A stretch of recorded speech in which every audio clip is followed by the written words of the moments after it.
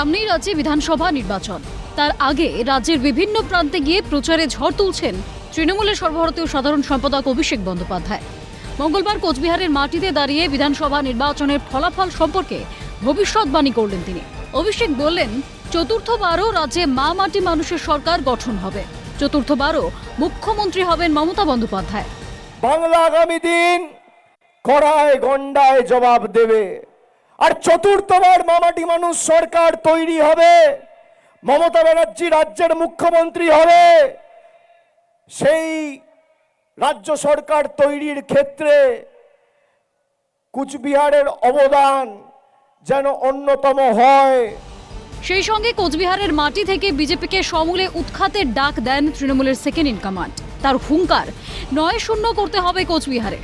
আর ৯টা বিধানসভার মধ্যে ৬-৩ নয়, ৪-৫ নয়, ৭-২ নয়, ৮-১ নয়, তৃণমূলের পক্ষে ৯-০ করতে হবে। যে কটা আবর্জনা আছে একদম সাফ করতে হবে, সমূলে উপড়ে ফেলতে হবে।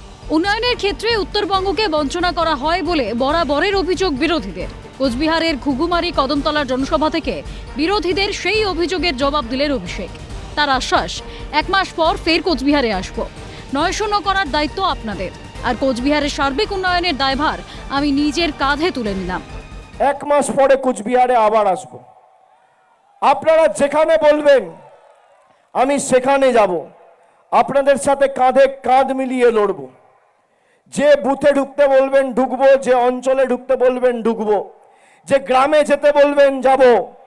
৯-০ করার দায়িত্ব আপনাদের, আর কুচবিহারের ৯টা বিধানসভার সার্বিক উন্নয়নের দায়ভার আমার। যদিও অভিষেকের এই হুঙ্কারকে গুরুত্ব দিতে নারাজ পদ্মশিবির। কেন্দ্রীয় বিজেপি নেতা অনির্বাণ গঙ্গোপাধ্যায়ের খোঁচা, হাসি পায় ছেলে মানুষই আর কি।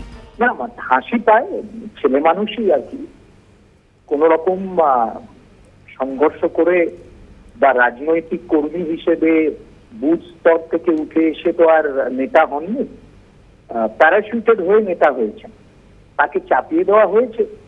চাপিয়ে দিয়ে সব রকম সুযোগ সুবিধে তাকে তার হাতে দিয়ে দেওয়া হয়েছে।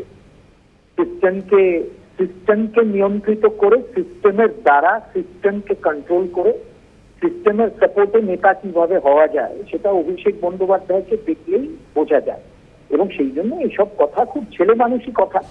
প্রসঙ্গত, ২৪-এর লোকসভা ভোটে কোচবিহার আসনটি বিজেপির কাছ থেকে ছিনিয়ে নেয় তৃণমূল কংগ্রেস। সেই ধারাবাহিকতা যাতে ২৬-এর বিধানসভা নির্বাচনেও বজায় থাকে, কোচবিহারের মাটিতে দাঁড়িয়ে দলের নেতাকর্মীদের সেই বার্তাই দিয়ে গেলেন অভিষেক। শশীকেশ রায়ের রিপোর্ট, ক্যালকাটা নিউজ।